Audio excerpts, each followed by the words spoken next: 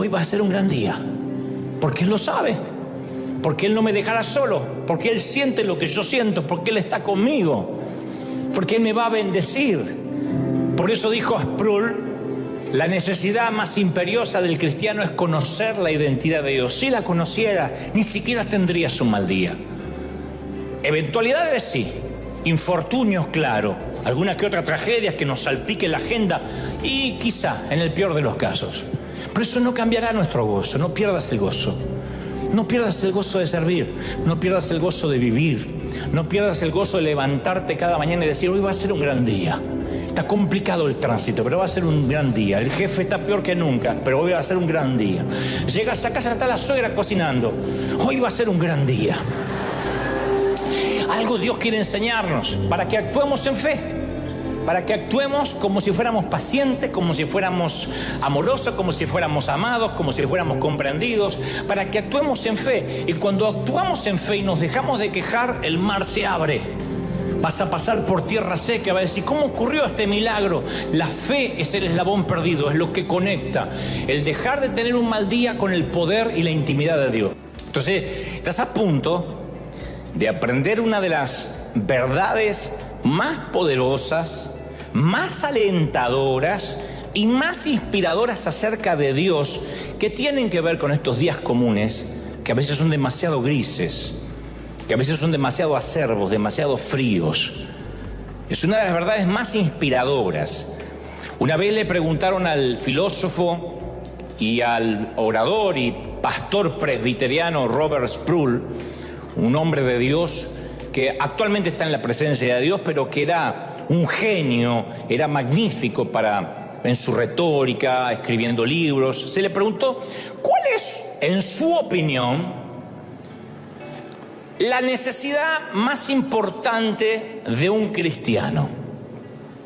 La necesidad más importante en la vida de un cristiano. ¿Qué necesita saber un cristiano? Independientemente, claro, de aceptar a Cristo en su corazón, de entender que fue perdonado de sus pecados. Además de eso, que es lo fundamental. ¿Qué es lo que un cristiano debería saber? Y Sproul respondió muy atinadamente, la necesidad más grande del cristiano es descubrir la verdadera identidad de Dios, que a veces le puede llevar toda una vida. Descubrir quién es el Dios al que adora y sirve.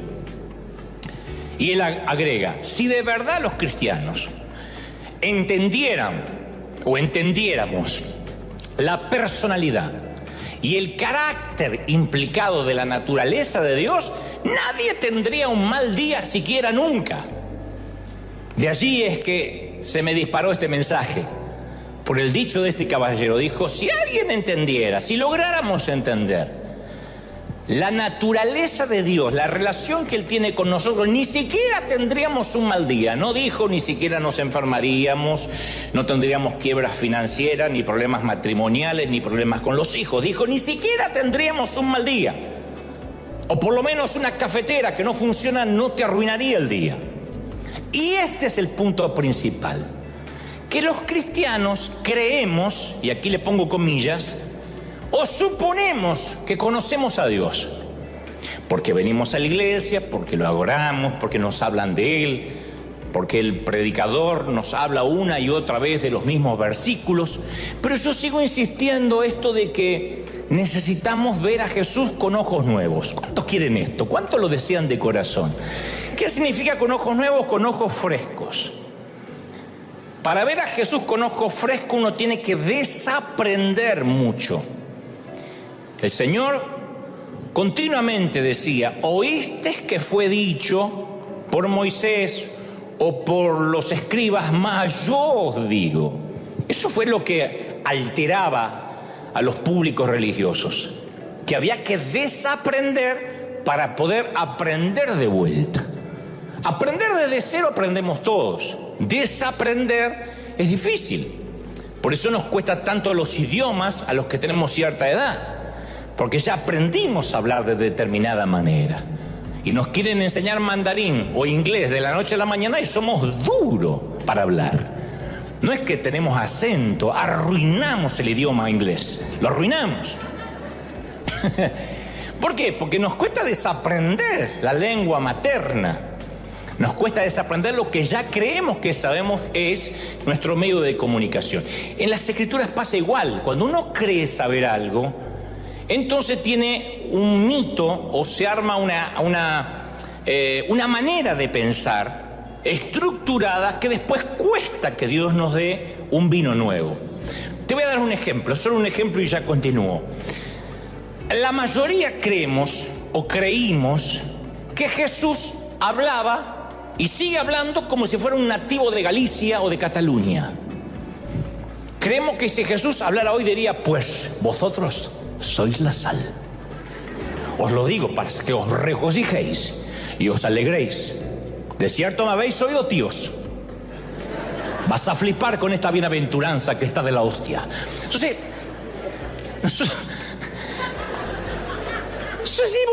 ¿pero por qué pensamos que Jesús hablaba así? Bueno, porque así lo vimos en las películas. Porque así está escrito acá. De cierto os digo, que si no entraréis, y pensamos que Jesús habla así. Cuando la Biblia enseña que Dios es omnisciente, que todo lo sabe, no está diciendo que es brillante, o que es un genio, o que es muy inteligente.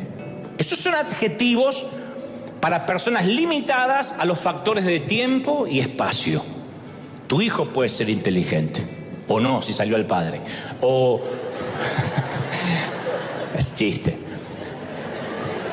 Omnisciente es que Dios lo sabe todo, no que es inteligente, lo sabe todo. Ninguna pregunta a Dios lo puede confundir, ninguna. Ningún dilema lo puede turbar, ninguno. Nada lo puede sorprender. Él tiene un conocimiento eterno, intrínseco y perfecto. Él tiene un conocimiento completo de la biología, de la zoología, de la química, de la psicología, de la geología, de la física, de la medicina, de la genética, todo. Lo sabe todo, dice el Biblia, no algunas cosas, todos. La diferencia con alguna persona que tiene algún conocimiento es que esa persona siempre va a estar limitada al tiempo en que viva, al espacio geográfico, topográfico, dónde estudió, cuándo se crió, en dónde, entorno, etc. Dios no. Dios lee nuestro futuro con la misma claridad que lee nuestro pasado. Para Él no hay pretérito ni futuro, no hay líneas de tiempo. Lo que vas a hacer dentro de 50 años es tan claro para Dios como lo que eras hace 10. ¿Me siguen hasta ahí? Para Dios es lo mismo. A Dios no le sorprende tu futuro. Él ya vio cómo terminan tus días. Y ya sabe cuándo terminan tus días. Morir, vamos a morir todo. El tema es dónde y cuándo. Pero Él ya lo sabe. El dónde y cuándo Dios lo sabe. Dios no tiene problemas de memoria, como una computadora que tiene que borrar información en el disco rígido para crear más espacio disponible. Él no tiene problemas. Y la Biblia dice que aunque Él mantiene control sobre el sol, los astros, las estrellas, las constelaciones, su conocimiento incluye hasta aparentes frivolidades, como llevar la cuenta de nuestros cabellos, como dice en Mateo 10:29. Él sabe quién se está poniendo más pelón cada día. Aunque tú digas, solo yo lo vi en la ducha, el Señor también lo vio. Y tiene un ángel llevando la contaduría, perdió 2 cabellos y va anotando.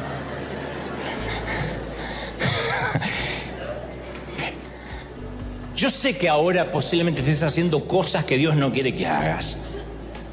Y te sientes culpable y sabes que violaste y estás violando leyes de Dios. Y capaz que eres el único sobre la faz de la tierra que conoce tu pecado, pero yo voy a decirte una noticia, voy a darte una noticia. No tienes que pasar noches de ansias preguntándote ¿cuándo lo irás a ver? Mírame, Él ya lo sabe. Él ya lo sabe. Él ya lo sabe, Él ya lo sabe. Quiero que te grabes esto en tu corazón, Él ya lo sabe. Quizás creas que no, pero Él ya lo sabe, no puede estimarlo. Entonces no te molestes en perpetuar la farsa. Muy bien, dices, y entonces, a ver, ¿qué quiere Dios de mí? ¿Avergonzarme? No, quiere que deje de disimular. Lo hemos dicho cada domingo, quiere que dejes de ser hipócrita. que sea sincero y que te decidas a cambiar o permitir que Él te cambie. No te va a condenar, no te va a matar, solo quiere librarte de la culpa que has cargado y darte un nuevo rumbo. Créeme, necesitas ir a su habitación hoy y decirle: papá, yo lo fundí, yo lo arruiné. Y no que des más excusas, yo lo arruiné, yo lo fundí, y espera la respuesta. Y te aseguro que vas a quedar atónito, porque vas a descubrir que a pesar de que conoce tu pecado, te sigue amando. Y su reacción no va a ser diferente a la de mi papá. Va a decir: yo estaba esperando que me lo confieses. No me tomes por ignorante, no me insultes mi omnisciencia. La próxima vez dime la verdad. Este es el lugar donde debes correr cuando estás en problemas. Esto me dice el Dios que yo conozco.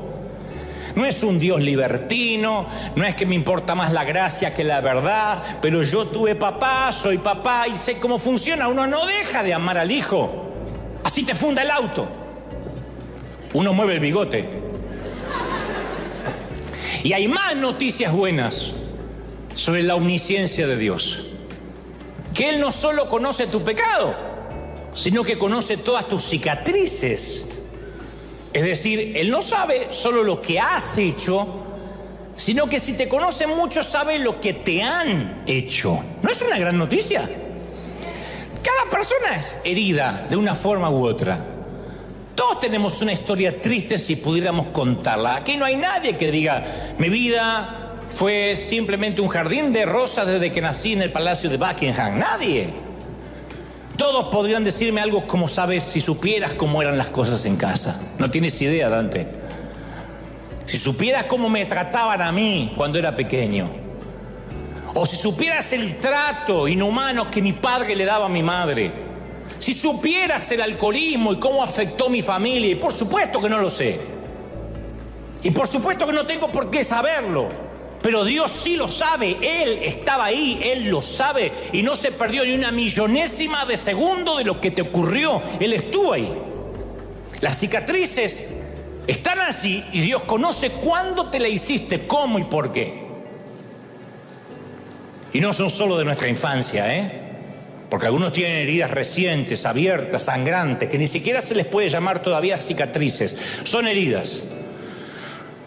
Y quizás estás sangrando emocionalmente ahora y vives días agonizantes, noches que terminaron por quitarte el sueño por ese amargo divorcio, o has sabido el horror de acariciar un ataúd blanco, de despedir a un pequeño, a un hijo por un accidente o una enfermedad terminal. O sufriste por fracasos en las relaciones, fracasos en los estudios, debacles económicas, quién sabe cuántas cosas más. Es espantosa la cantidad de gente, la cantidad de personas que andan por ahí con el espíritu amputado. Obviamente nuestras obras no harán que Él nos ame más. Pero decime si no es maravilloso saber que Él ve lo que nadie ve, lo que el pastor no ve, lo que los líderes no ven, lo que la iglesia no ve. Dios sí lo ve, Dios lo ve y dice: no es en vano. ¿Cuántos lo creen? Díganme amén. Ahora, es probable que te estés preguntando: ok, Dante, si Dios sabe todo, conoce mis secretos, o sea, mis pecados, mis cicatrices, mis actos de servicio, ¿por qué tengo días malos? ¿Cómo lo conecto? Me parece fascinante lo que me dijiste, pero ¿por qué a veces me siento tan enclenque, tan alfeñique, tan derrotado? ¿Por qué mis días malos comienzan malos y terminan así al final del día? ¿Por qué soy parte de ese grupo que baja del tren o del bus o del auto devastado, me tomo la cabeza entre las manos y pienso que solamente quisiera no levantarme mañana? Y después de analizar esta pregunta por una buena parte de los últimos 30 años, quiero dar una respuesta pública, algo que he venido practicando en mi vida en forma privada por un largo tiempo. Me sigue costando, pero ahí voy. Si conoces la Biblia, sabes que se requiere de un paso de fe antes que se revele la gracia y el favor de Dios. Hay un paso de fe, es el eslabón perdido, es lo que conecta todo esto que Dios sabe, que Dios conoce, mis secretos, mis cicatrices y mis actos de servicio con el día malo. Lo que lo conecta y que hace que el día malo se transforme es un acto de fe. No te voy a aburrir con esto, pero por ejemplo, Éxodo 14. Después de una liberación milagrosa de los israelitas, Moisés se encuentra caminando con un montón de campesinos, esclavos o ex esclavos, que son un manojo de perdedores. Cuando los israelitas están llegando a los linderos de Egipto, el faraón se da cuenta de lo mal que hizo en dejarlos ir. Conocen la historia. Sin ellos, ¿quién va a hacer el trabajo sucio? ¿Quién va a limpiar los baños de Egipto? ¿Quién fabricará ladrillos bajo el rayo del sol? Entonces, rápidamente organiza su ejército y salen de cacería para traer de regreso a los israelitas de la esclavitud. Entonces, cuando Faraón se acerca, Moisés mira alrededor y ve que delante está el Mar Rojo. No hay forma de escapar, las cosas se van a poner feas. Entonces, el primer axioma de cualquier estrategia militar es tener una ruta de escape. Repléguense. Retirada, pero ahí no tienen retirada. Para colmo, Moisés va camino directo al mar. De pronto hay un poderoso rugido, las aguas empiezan a separarse y Dios da una vía de escape caminando por el fondo del mar. Mi pregunta es, ¿sabría Dios lo que iba a hacer? Sí. ¿Sabía Moisés lo que iba a hacer Dios? No. Entonces, ¿por qué sigue las instrucciones de Dios si no sabe lo que Dios va a hacer? Dudo que Moisés supiera que Dios abrirá el mar. Lo dudo porque nunca ha ocurrido eso. Pero aquí está la clave. Aun cuando Moisés no sabía cómo iba a intervenir Dios, él actuó como si Dios fuera a intervenir de alguna forma. Nos hará desaparecer, nos hará volar, pero algo va a hacer. Y se mantuvo caminando en la dirección que Dios le dijo, que Dios lo estaba guiando, confiando en que Dios habría de mostrar su gracia, su favor. Ahora, la misma clave para Moisés sirve para nosotros en un mal día. Ha funcionado para mí cientos de veces. ¿Me siguen hasta ahí? Díganme amén. Muy bien, verás. Un mal día comienza cuando te topas con alguien que te lo arruina. ¿Es correcto, sí o no? Siempre hay alguien que te arruina el día. Y después es simplemente un efecto dominó. No hablamos de Mar Rojo ni Faraón, algo mucho menor, pero que te arruina el día. Descubrí que la fe es el puente para salir de un mal día. Dios sabe que tenemos un mal día porque Él todo lo sabe, pero quiere saber qué hacemos para cambiarlo. A lo mejor dice, yo no soy una persona generosa, yo soy de ahorrar porque tengo miedo a que falte. Bueno, ¿por qué no empiezas a actuar como lo haría una persona generosa y ves lo que Dios puede hacer? Dice, a ver, ¿cómo actuaría? Lo voy a hacer en fe, me duele dar, pero lo voy a hacer en fe. ¿Cómo actuaría una persona generosa? Si Dios puede mantener el sol en su órbita, si Dios puede dividir el mar, ¿por qué habríamos de dudar que no puede cambiar un mal día? Pero tenemos que llenar nuestra mente con la identidad de Dios. Como estoy harto de tener malos días y malas semanas y malos meses, yo tengo que declararle la guerra a la ignorancia acerca de quién es Dios. Me urge, necesito conocerlo más. Porque Él conoce mis secretos, mis cicatrices, mi servicio a Él. Y para que Él se manifieste en mi vida, cuando confío en Él, aún en los días en que me encuentro entre el mar y el faraón, tengo que caminar con fe en dirección a que el día va a cambiar. No es confesión positiva, no es la torpe repetición de palabras huecas, es confiar que mi día va a cambiar si yo camino hacia el Mar Rojo diciendo, no sé si voy a desaparecer, si voy a volar o el mar se va a abrir. Yo voy a confiar de que si el día empezó mal, va a terminar bien. ¿Tú lo crees de verdad, sí o no? Mira, te voy a contar solo una pequeña historia más antes de irnos. Una pequeña historia te la voy a regalar hoy. Fue hace un tiempo, no te diré exactamente en qué día fue, qué fecha fue, porque no viene a cuento y es irrelevante a la línea del relato. No importa, pero ocurrió. Un día martes, comencé a sentirme realmente muy enfermo. Es algo que me ha sucedido una decena de veces. durante la semana, durante el año. Pero durante estos años, cuando algo le ha sucedido a mi salud, me acostumbré a pedirle a Dios que me sane poco antes del domingo, porque Él sabe la responsabilidad que me ha conferido. Pero ya habían pasado 3 días, el cuadro empeoraba, me sentía muy débil, no podía predicar el domingo y no había absolutamente nada, ninguna fuerza, ninguna fuente interior para sacar una onza de energía que me ayudara. Y a medida que se acercaba el sábado, se me hizo muy claro que carecía de las fuerzas esta vez para predicar.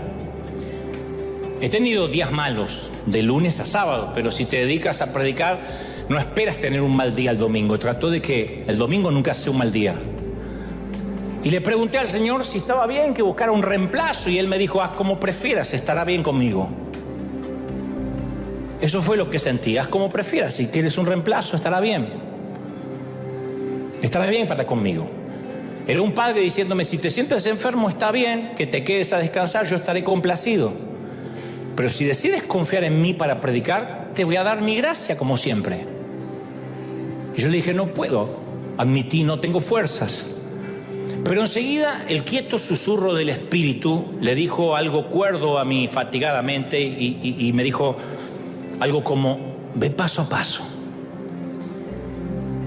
Era un mal día, era una mala semana, pero él me dijo: ve paso a paso. Y el domingo por la mañana, levántate y actúa como si no tuvieras ningún problema para predicar. Confía en mí, camina en la dirección que te estoy pidiendo que vayas y ten fe en que te voy a dar la gracia y el favor mientras vayas y camines. Así que a la mañana siguiente me desperté y mi primer impulso fue quedarme en la cama, no podía. Pero entonces recordé las amables palabras de Dios. Dije: muy bien, Señor, me voy a levantar, actuaré como si tuviera todas las fuerzas del mundo e iré hasta donde me permitas. Si es hasta la puerta de calle, hasta ahí iré. Si es hasta mi automóvil, hasta ahí iré.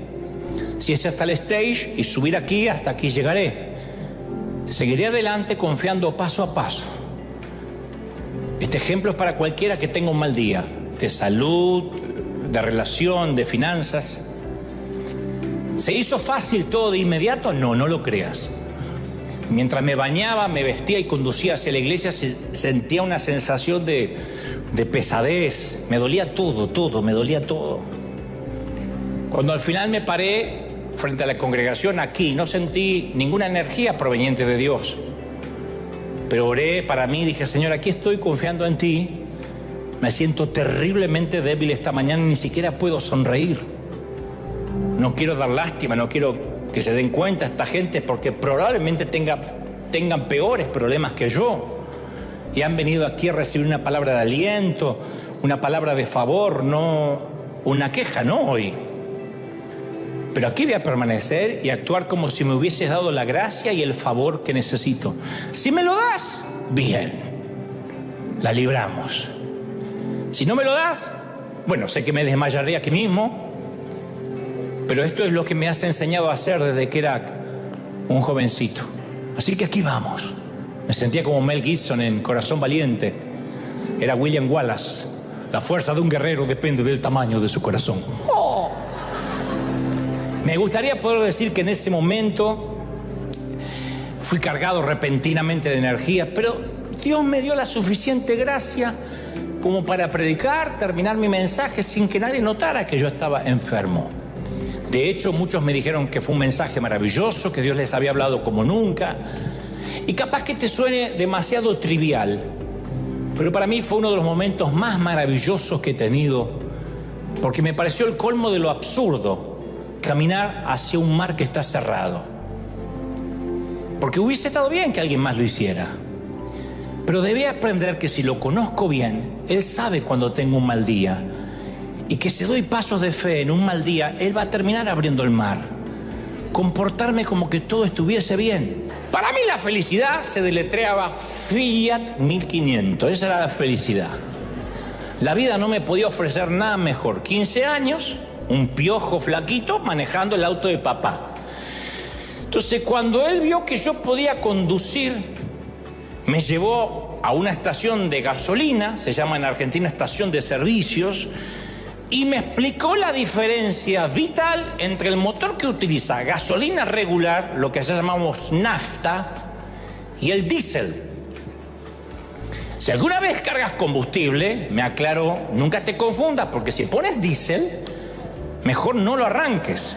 Este auto es de gasolina común, de nafta.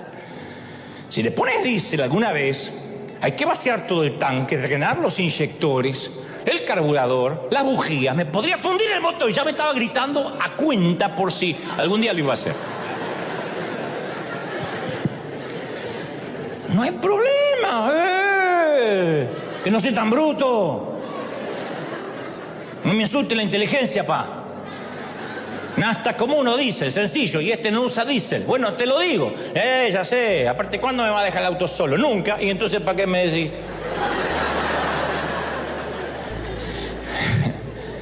Pasan algunos meses. Yo salgo rápido de la carpintería antes que él. Le digo, ¿puedo ir encendiendo el motor? Sí, enciendo el motor. A la vuelta, así, de la carpintería, yo esperaba con el auto encendido. Él dice, acomodo unas cosas y ya voy. Tenía que terminar de encolar una silla. Dijo, ya termino de hacer esto y voy. Cuando enciendo, noto que el tanque marcaba solo un cuarto. Y como él todavía estaba ocupado en la carpintería, acomodando todavía o terminando su trabajo, y la gasolinera, la estación de servicio quedaba en la esquina, yo decidí sorprenderlo y cargarle gasolina con mis propios ahorros. Después de todo, es lo mínimo que podía hacer por no haber pagado las clases de manejo.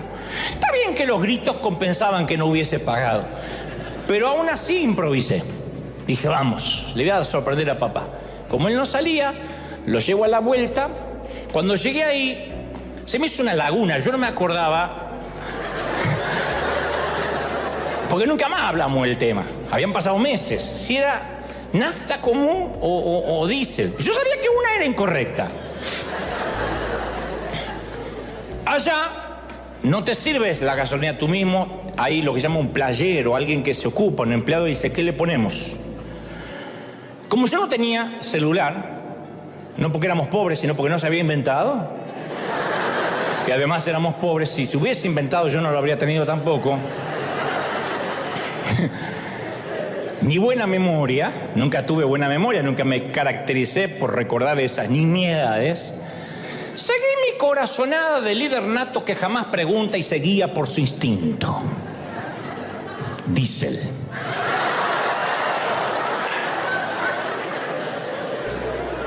Un líder tiene que hacer lo que tiene que hacer. No, si yo estoy a cargo del Titanic, vos cantás hasta último momento por mi cara de seguridad. Nos vamos, pero flor de película que vamos a hacer.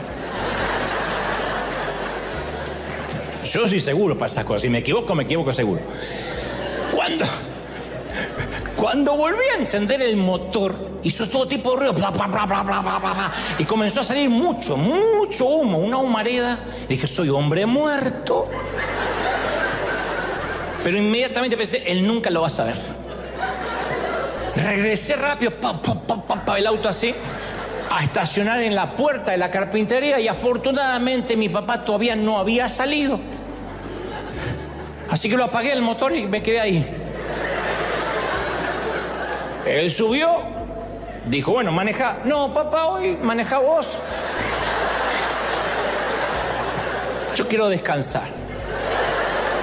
Me corrí, encendió, ¡plá, plá, plá, plá! ¿Qué le pasa a este auto? Dijo. No sé, estaba raro.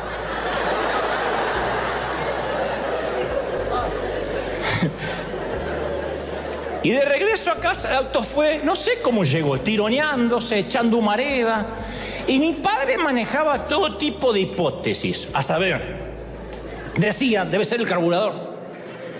Quizás fue la bomba de inyección. O se salió una bujía. Pero nunca se acercó, ni se le ocurrió acercarse al verdadero móvil del crimen. Nunca. Entonces yo pensaba, se los voy a tener que decir cuando regrese a casa. Se lo voy a tener que decir, pero cuando me di cuenta de que no había nada que me conectara con el crimen, porque yo salí y él salió, yo estaba sentado arriba del auto, con esta cara así.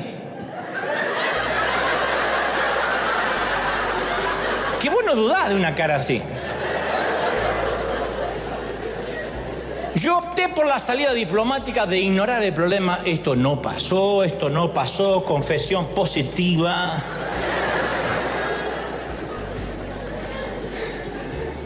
No notó que el auto tenía el tanque lleno, detalle que se le pasó por alto, un fiscal lo habría notado, él no. Yo no me había movido de ahí, así que la coartada era perfecta.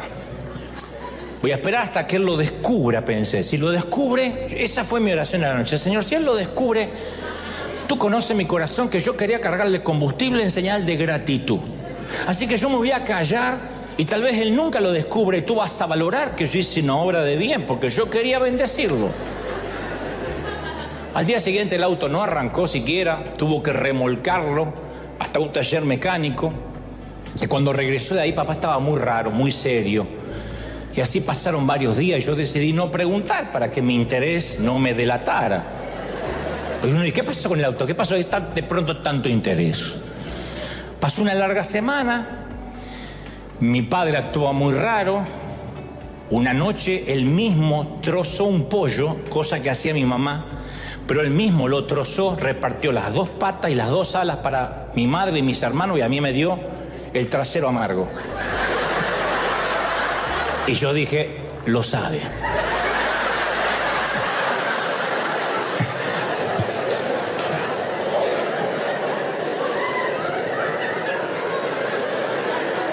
En ese momento uno dice, ¿por qué me dan el trasero? Uno...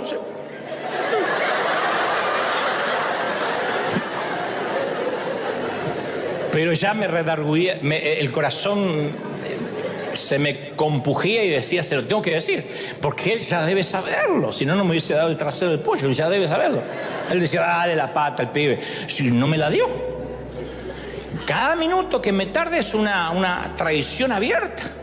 Así que una vez que terminamos de cenar, junté todo el valor que pude, fui a su habitación, le dije, papi, yo lo fundí, yo lo arruiné. Quise sorprenderte cargándole combustible y cuando llegué ahí se me hizo una laguna y no sabía cuál ponerle. Si quieres que pase el resto de mi vida pagando el Fiat 1500, lo voy a hacer. Y mi padre no era de sonreír mucho, pero movió el bigote, lo cual... Eso en idioma alemán es una carcajada, me estoy carcajeando.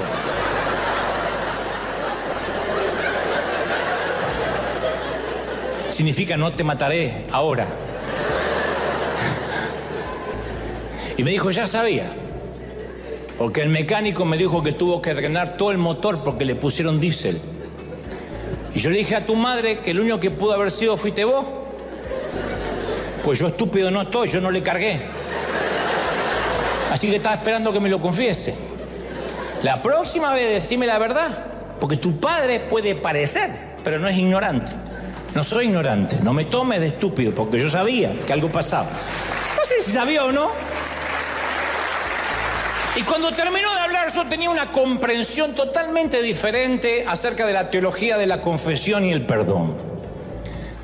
Cuando la ansiedad hace que la confianza mengüe, Dios ve todo, bueno o malo, pero aún algo más maravilloso. David dice, delante me rodeaste y sobre mí pusiste tu mano. Así concluye. Si tengo un mal día, Dios lo sabe. Si me siento solo, Dios lo siente conmigo. David está tan emocionado por esta revelación que sus manos tiemblan. Él dice, tal conocimiento es demasiado grande para mí. Así lo dice en el Salmo.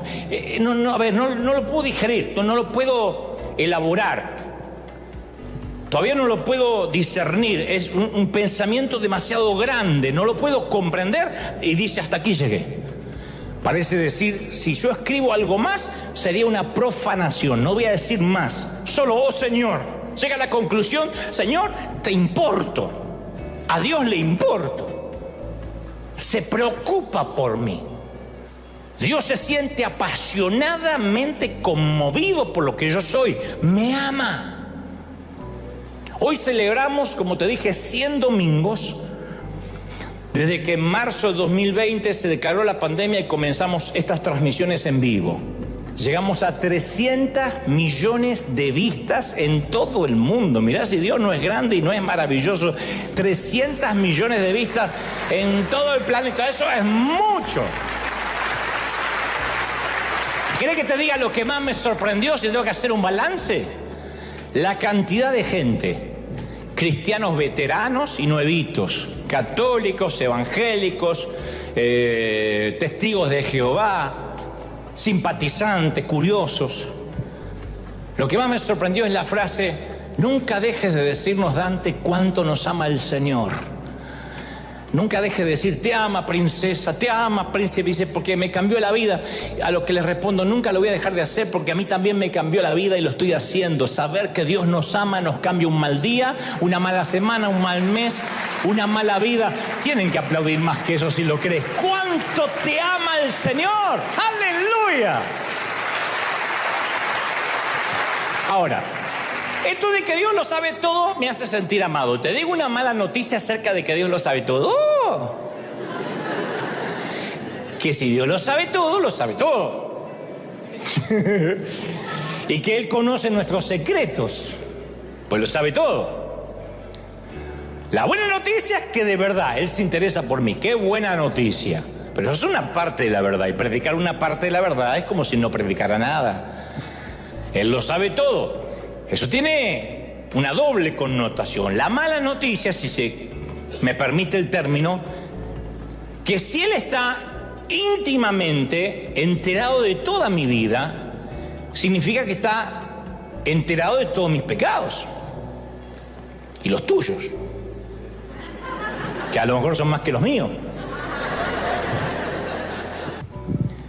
Una mañana en la que yo debía tomar un vuelo de regreso hasta aquí Los Ángeles, no voy a decir en qué país porque no viene al caso, me quedé dormido y llegué 1 hora y media tarde de atraso para tomar mi avión. Casi lo estaba por perder y si perdía ese vuelo no vendría hasta el día siguiente. Así que apenas llegué, corrí desesperado hasta el mostrador, el counter. Y a pesar de mi prisa, que yo llegué rápido ahí, pensé que lo peor era haberme quedado dormido. No, lo peor venía ahora. La empleada de la aerolínea manejaba las cosas a 2 velocidades distintas: lenta y retardada. Ya sabía que se me iba el avión. Digo, yo me tomo en este que decía embarcando. Y mientras ella se movía a la velocidad de un glaciar derritiéndose, yo pensé, deberían tomarle el pulso a esta mujer, porque a lo mejor está muerta. Así que no saqué el pasaporte, se lo tiré así, para que sienta que el pasaporte cayó, porque ella no levantaba la vista. Y suspiré para que me oyera, y ella seguía en la constelación de Andrómeda, en el planeta Ganímedes. ¿Vos sabés dónde es Ganímedes? Yo tampoco, ella sí. Ese es el génesis de un día malo. Así se empieza. Entonces todo dentro de mí me decía que saltara sobre el mostrador y le dijera: Talita Cumi, a ti te digo, resucita, animalita de Dios. Eso sentía.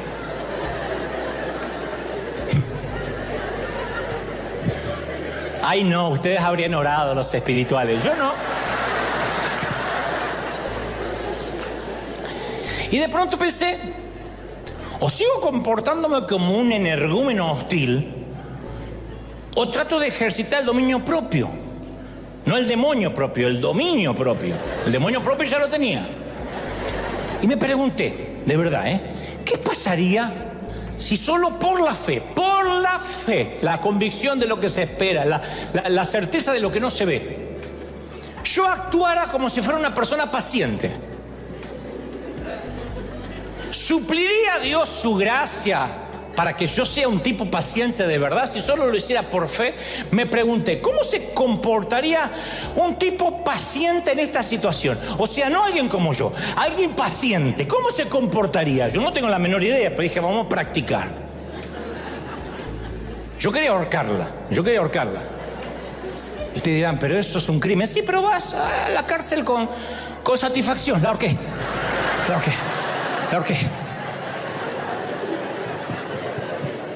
Nada personal, ahorcarla porque tengo que subir al avión y ella está perdida. Entonces me imaginé que un hombre paciente, viendo que su vuelo está abordando, que tendría que irse el otro día, no se preocuparía y le preguntaría a la chica cómo estaba. Así que obligué, no salió del corazón, a que mi boca fingiera amabilidad. Señorita, ¿le tocó un día malo hoy? ¿Cómo está el día? Y la mujer por fin levantó la mirada y yo dije, por fin, una chispa de vida, vive. No te preocupes, Jairo, vivirá. Y me dice, ay, hoy fue un día terrible.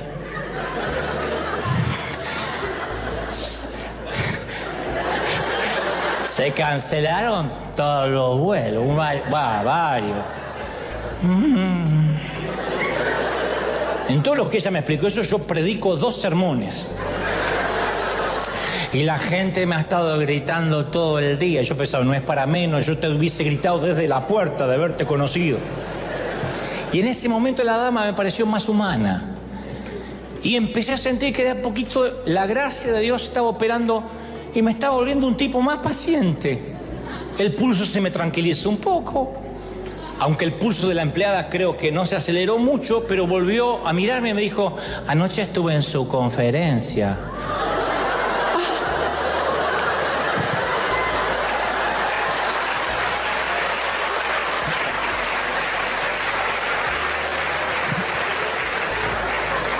Yo sé quién es antes de ver el pasaporte.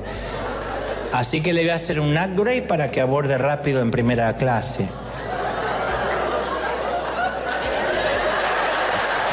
La cola de demonio se le metió y le empezaron a salir aritas así. Y yo agradecí por no haber sido un botarate iracundo con la señorita zombie. Yo lo agradecí. Que estaba medio muerta, medio viva, pero no pidió ser zombie. Es así, lo heredó de la mamá, capaz que de la abuela. ¿Quién sabe? Y aprendí una importante lección. En una esfera que todavía sigue necesitando mucho trabajo en mí. ¿Cuál fue la clave? Me puse en camino, ejecuté la acción, confiando en que Dios me iba a dar la gracia mientras avanzaba, salvando las distancias de lo que te expliqué por Moisés. Hay mucha gente con el espíritu amputado. Y si a eso le agregas, mi esposo no sabe lo que yo siento, no sabe por lo que pasé, a mi esposa no le importa saberlo. Mis padres no se inmutarían si yo desapareciera, ni siquiera me echarían de menos. Si estás en esa estación de la vida, déjame recordarte unas poderosas verdades. En primer lugar, insisto, Dios lo sabe. Tu cónyuge por ahí no lo sabe, Dios sí lo sabe. Y Él está íntimamente consciente, como dijo David, de todos tus caminos y cicatrices. No hay herida, no hay cicatriz tuya que escape a su conocimiento. Pero no solamente Él lo sabe, sino que se preocupa. El Salmo 56:8 dice, tú me has visto dar vueltas y vueltas en la cama toda la noche. Eso dice David. Al que acomodó el cosmos en su lugar, al que niveló la montaña, al que puso los océanos en sus cauces, le dice, tú me has visto dar vueltas en la cama toda la noche. ¿De verdad creemos que una mala noche solo la vivimos nosotros y nadie más? Y grábate esto en la memoria. Dice David, tú has recogido mis lágrimas.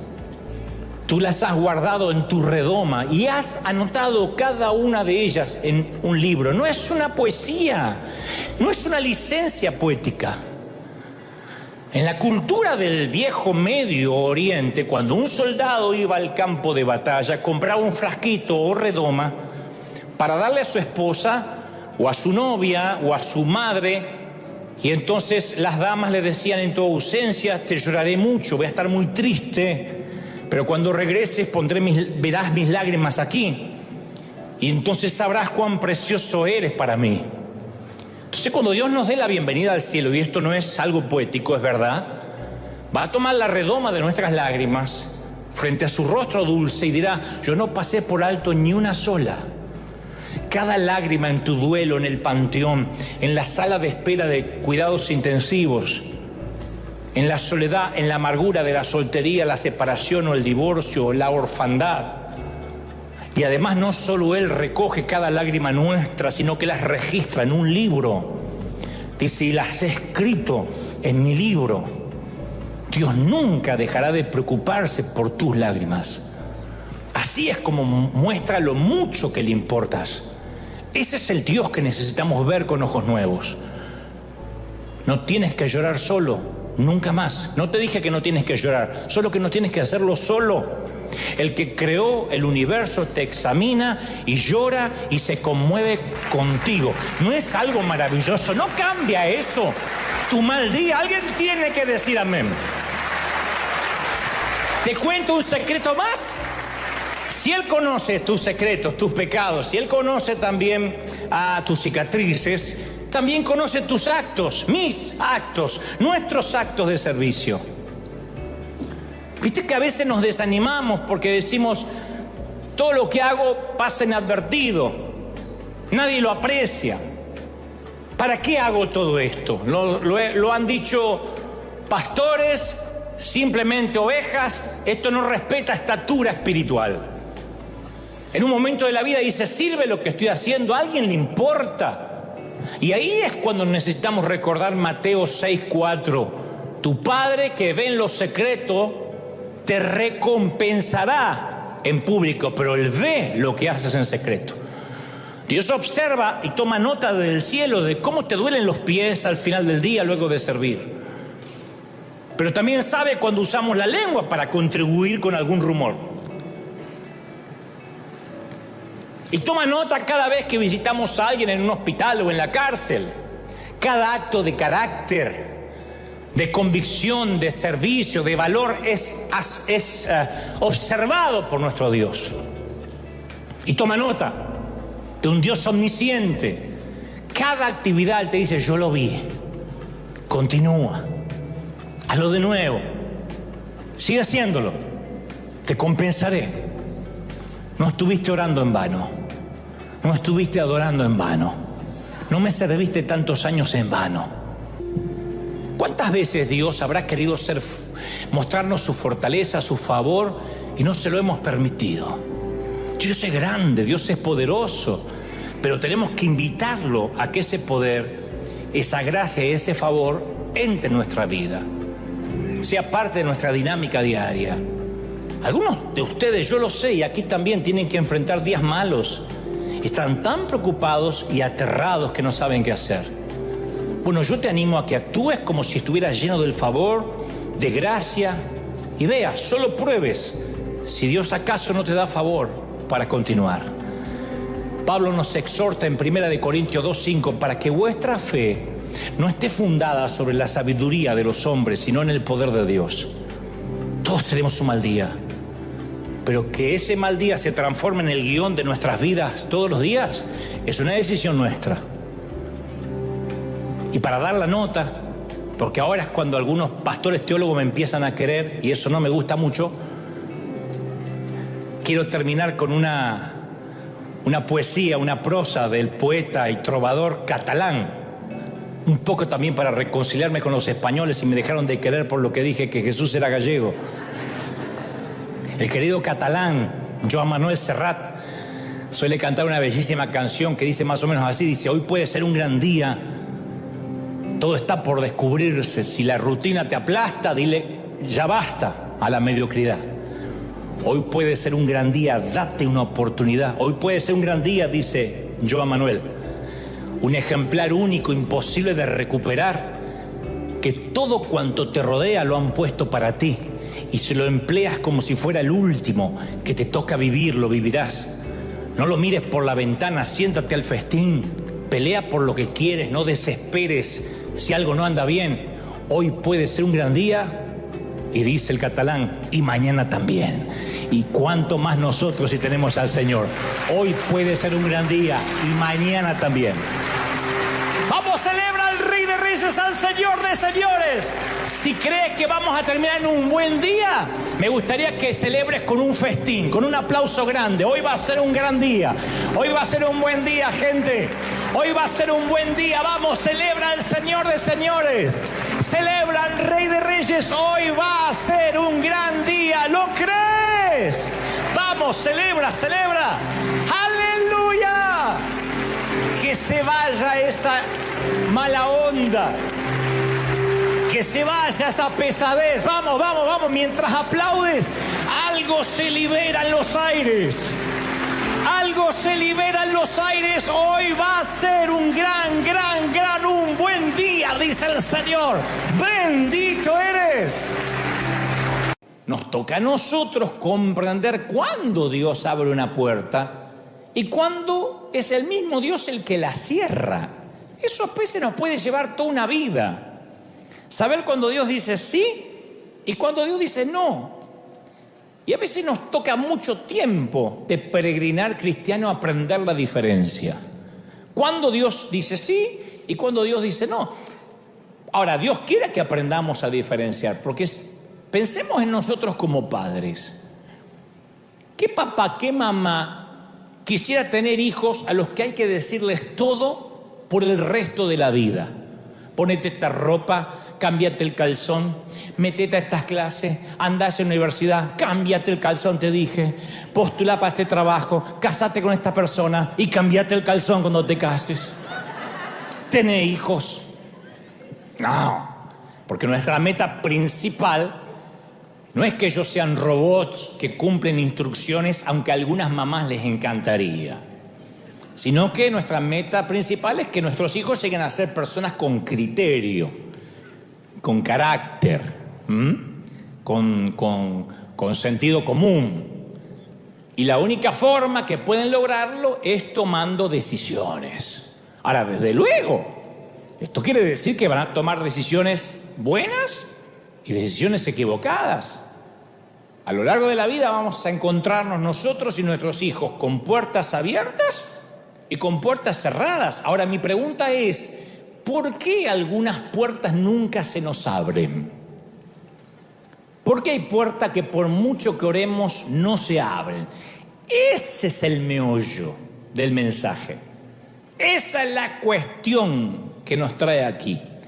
¿Por qué a veces Dios dice sí y a veces dice no? ¿Qué parte no te entra? ¿Qué parte no entendés?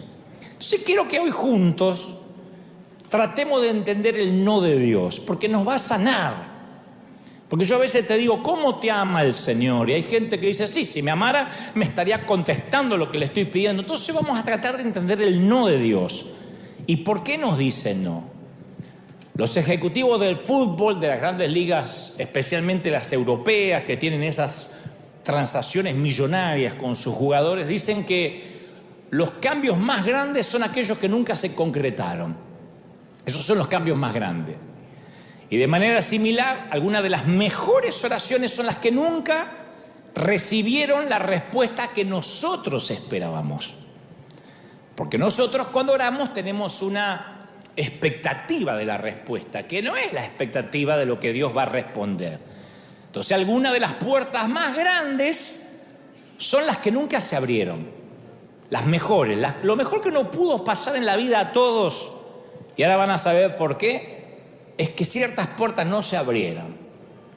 La Biblia está llena de puertas cerradas como de puertas abiertas. La puerta del Edén fue cerrada después de la caída y Adán y Eva no pudieron volver más al huerto. La puerta del arca, ¡pac!, se cerró y no entró ningún animal más. Y no entró nadie más de los contemporáneos de Noé. La puerta a la tierra prometida, ¡pac!, se le cerró a Moisés. La vas a ver, pero no la vas a pisar. La puerta de construir el templo, ¡puc!, se le cerró a David. Tus manos están manchadas con sangre, así que ese es un privilegio que va a tener tu hijo Salomón. La carta a la iglesia de Filadelfia dice que el santo no solo tiene el poder de abrir puertas, que nadie puede cerrar, y ahí todos decimos siempre amén, sino que también tiene el poder de cerrar y que nadie puede abrir. Pero por lo general, no sé ustedes, pero a mí no me gustan las puertas cerradas. Nos pone frustrados. Ni me gustan ni las entiendo. Si alguien me preguntara, ¿y cuál es la motivación más importante para orar que tenés, Dante? ¿Cuál es la motivación? ¿Qué es lo que te motiva a orar? Y la respuesta es, y la oración contestada. Yo nunca oro si creo que Dios no me va a contestar. Nadie ora pensando que Dios no lo va a contestar. Excepto como esa dama que noche tras noche en la campaña pasaba al frente y pedía oración. Y finalmente cuando ya se estaba por morir y Dios no le contestó, dijo, yo sabía que era inútil. Por eso Dios no le contestó, porque no tenía fe. Pero cuando uno ora, por lo general cree que Dios lo va a hacer. Entonces, cuando Dios responde una pregunta, una oración que hicimos durante años y llega la sanidad, y llega el cambio, cuando un matrimonio se salva, se restaura, cuando alguien consigue un trabajo, un empleo.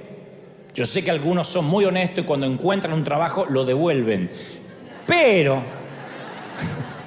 otros lo conservan. Claro, cuando ocurre el milagro, ya no queremos orar más porque decimos, ya está, lo hizo, voy a orar por otra cosa, ¿no? Pero siempre tenemos como la gimnasia de seguir orando porque decimos, cada vez que yo oro ocurre algo, es como hacer ejercicio.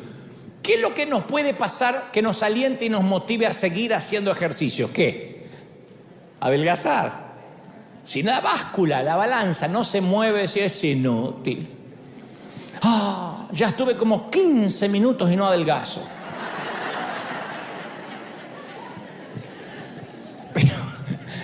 Pero si alguien nos preguntara, ¿cuál es la desmotivación más importante para orar?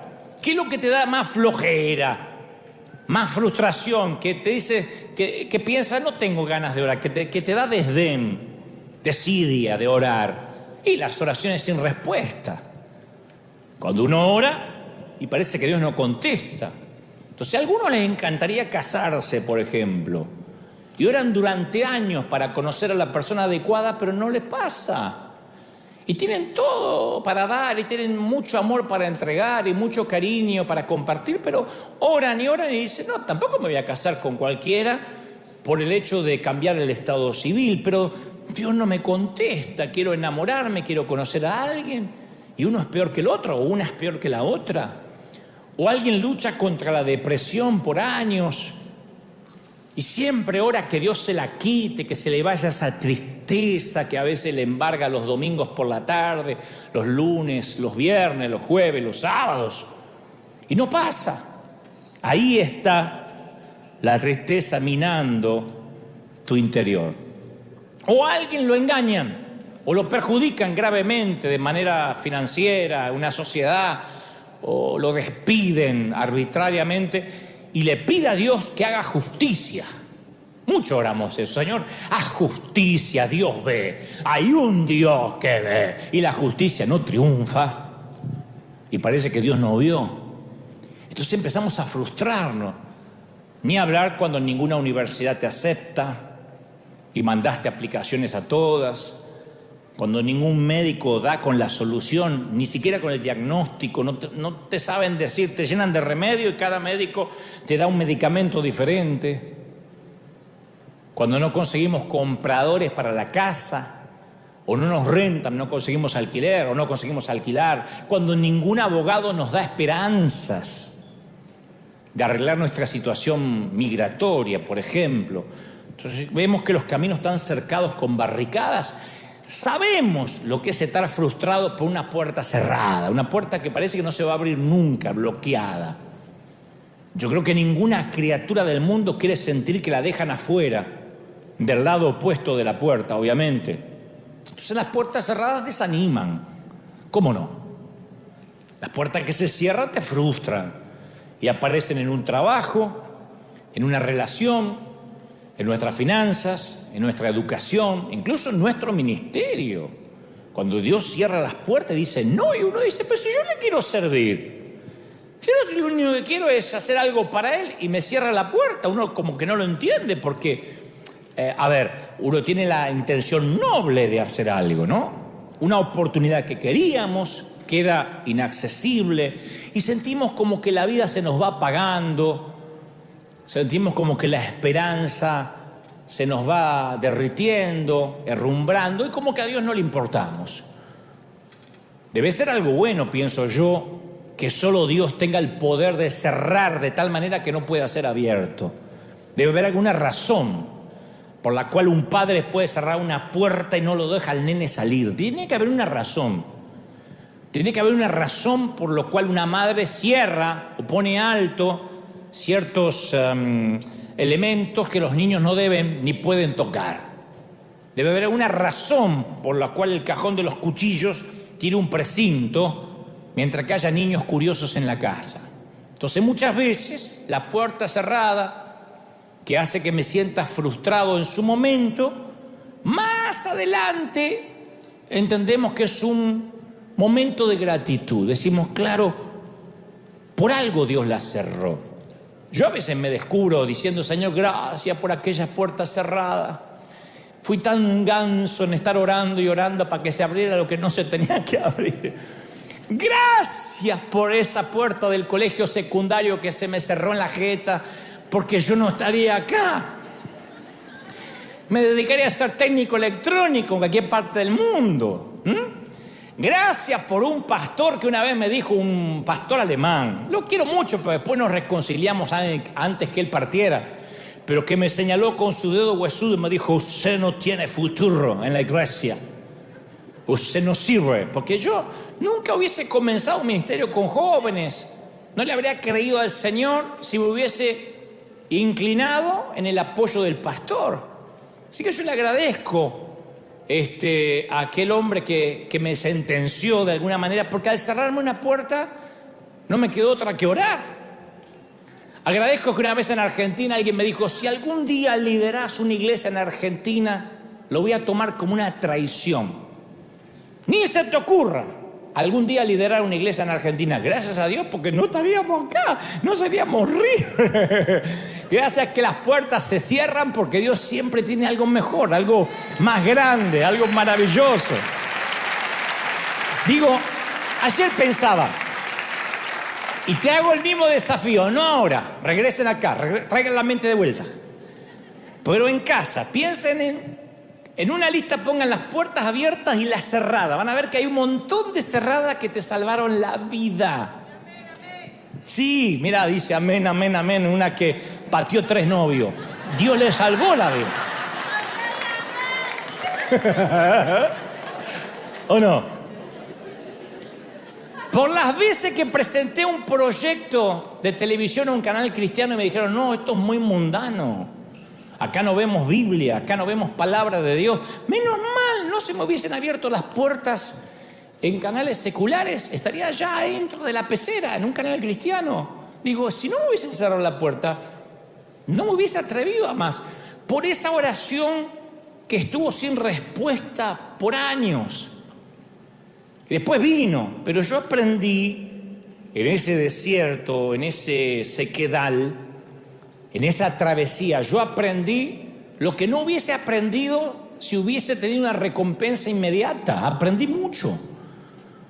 Por lo que parecía una gran oportunidad financiera, por esa oportunidad financiera que nos perdimos y después nos enteramos que terminaron estafados, involucrados en una organización que terminó siendo dañina, tóxica.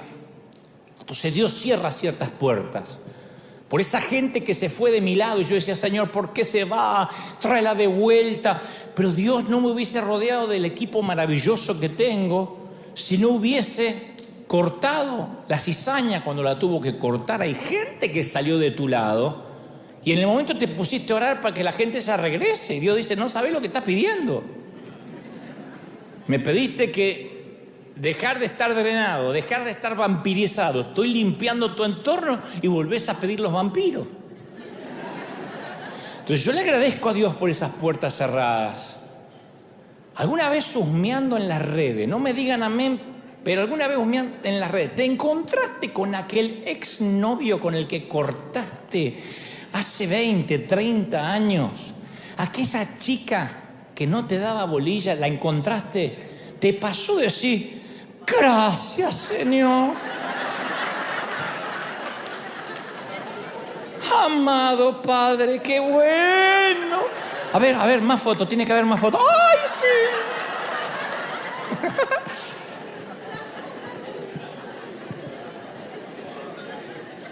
Pero te voy a dejar una reflexión muy profunda, a todo lo que hacen. Tú podrías ser la oración no respondida de alguien.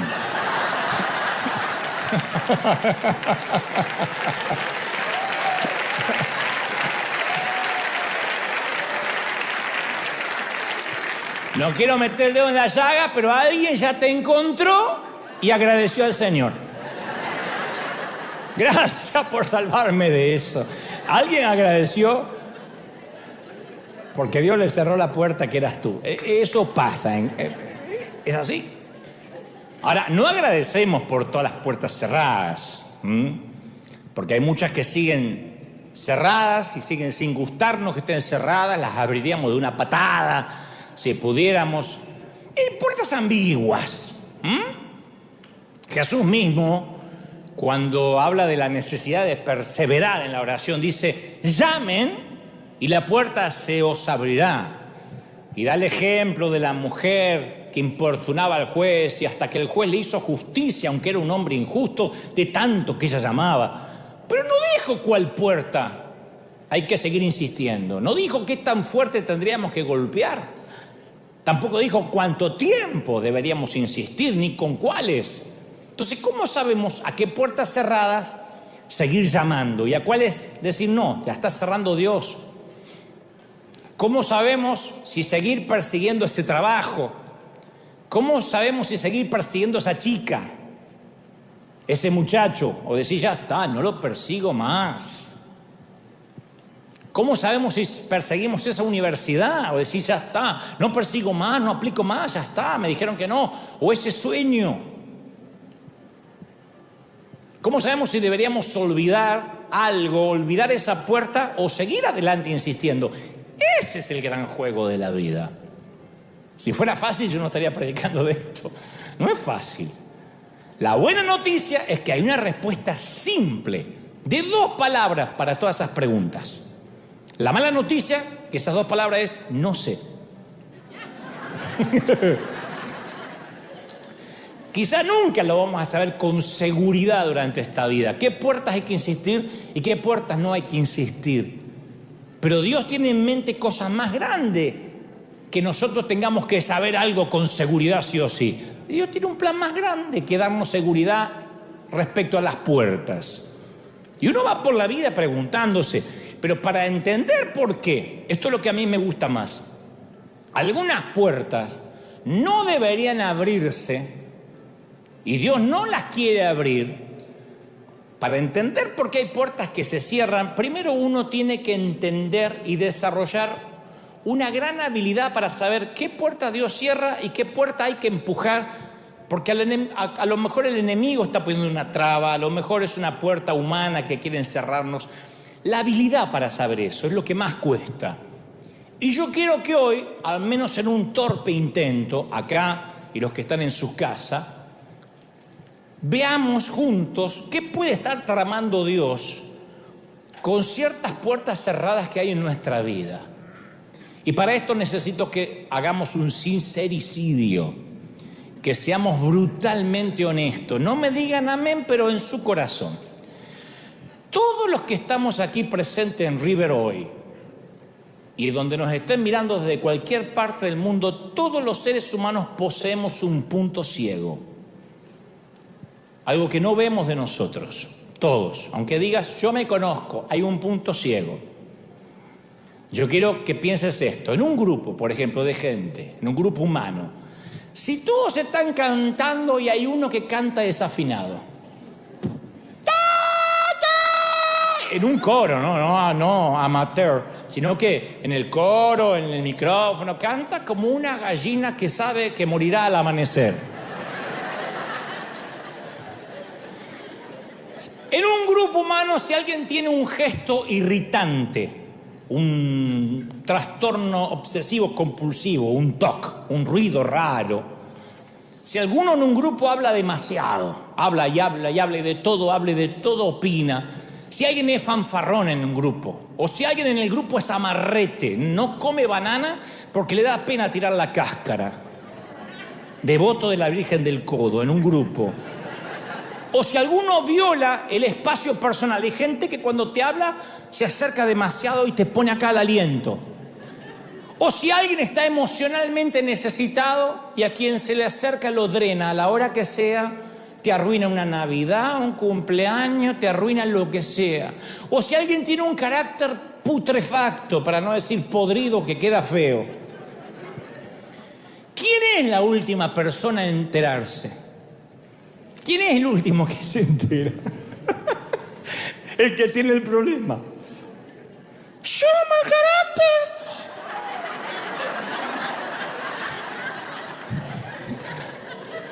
¡Cuándo grité! La verdad acerca de nosotros es que no sabemos la verdad acerca de nosotros. Hay un punto ciego.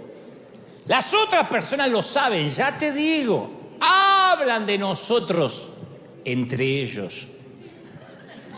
¿Viste el aliento? ¡Ay, se comió un cadáver! La que se comió el cadáver no sabe. Y entre los recuerdos que todos conservamos de nosotros mismos, hay algunos que solo se lo contamos a nuestros amigos, a nuestros allegados. Otros ni siquiera los queremos confesar a nuestros amigos porque nos dan pena, los guardamos para nosotros bajo 7 llaves. Pero hay otras cosas, muchas, que no queremos ver de nosotros, que no nos confesamos ni siquiera nosotros mismos, no lo queremos ver. No queremos pensar que somos eso. Esta misma mañana podría decir, ¿cuántos aquí se consideran orgullosos? Inmediatamente te viene a la mente de un orgulloso que conoce, pero nadie dice yo. ¿Cuántos consideran que no comen huevo porque les da pena tirar la cáscara? Nadie. Oh, yo conozco uno que es peor. Nadie se piensa en uno mismo. Entonces la autoconciencia es esencial para distinguir por qué Dios no abre una puerta. Ahora te voy a explicar, el conocerte. Porque para saber por qué Dios a veces dice no, definitivamente, tenemos que estar muy conscientes de lo que nos está pasando a nosotros por dentro. ¿Por qué estamos orando lo que estamos orando? Pablo le escribe a la iglesia de Roma, en Romanos 12:3, y les dice, por la gracia que me ha sido dada, que nadie tenga más alto concepto de sí mismo del que deba tener. Más bien, que piense con sensatez, sentido común, conforme a la medida de fe que Dios repartió a cada uno. O sea, para saber qué puertas Dios abre y qué puertas Dios cierra, tenemos que convertirnos en expertos mundiales en conocernos a nosotros mismos. No en conocer al pastor, al otro, en conocernos a nosotros mismos. Si uno no es un experto mundial en uno, en conocerse bien las virtudes y las miserias, no vamos a entender por qué algunas puertas están cerradas, porque no tenemos sensatez. Entonces tenemos que tomar conciencia de cómo hizo Dios nuestra forma de ser, cómo estamos cableados. Uno tiene que mirarse al espejo alguna vez y decir, a ver, ¿cuáles son mis intereses? ¿Cuáles son mis convicciones? ¿Cuáles son mis capacidades? Y ahora, ¿cuáles son mis defectos? No hay nadie. ¿Cuáles son? Además de los que devuelve el espejo, los de adentro. Y ser consciente de qué parte de nosotros son las que deseamos evitar pensar. Porque hay muchas cosas que no queremos pensar que somos así. Generalmente juzgamos al otro por las acciones, pero a nosotros no juzgamos por las motivaciones. ¿Viste lo que el otro me hizo? Punto, lo sentenciamos. Pero cuando uno hace algo dice, es que no lo quise hacer, no fue mi intención. Nosotros no hablamos de nuestras acciones que lastiman, hablamos de nuestras motivaciones. Bueno, pero yo no lo quise lastimar. Aparte yo soy así, a mí me sale. Yo vomito todo lo que tengo para decir, porque si no me atraganto acá. Punto. Entonces a veces hay que verse al espejo y discernir las puertas que nos rodean, pero para eso necesitamos tener conocimiento del mundo interior que tenemos. ¿Por qué estamos orando lo que estamos orando? Porque la falta de autoconciencia es una incapacidad espiritual gravísima. El no conocerse es el gran síndrome que tenemos muchos creyentes. La falta de sentido común, la falta de conocimiento de sí mismo. Dice Pablo, que piense de sí mismo con sensatez. No hay mucha gente que piensa con sensatez de sí mismo. No hay. Yo me he criado en las iglesias escuchando decir, oh, Dios no es poderoso para hacerme presidente si quiere. Amén, gloria al Señor. Y no estudió nunca nada el tipo. Oh, Dios no es poderoso para que yo pueda tocar la guitarra. ¿Fuiste a aprender? No, pero Dios me da poder para tocar. Y tocaba el desgraciado. Era un desastre.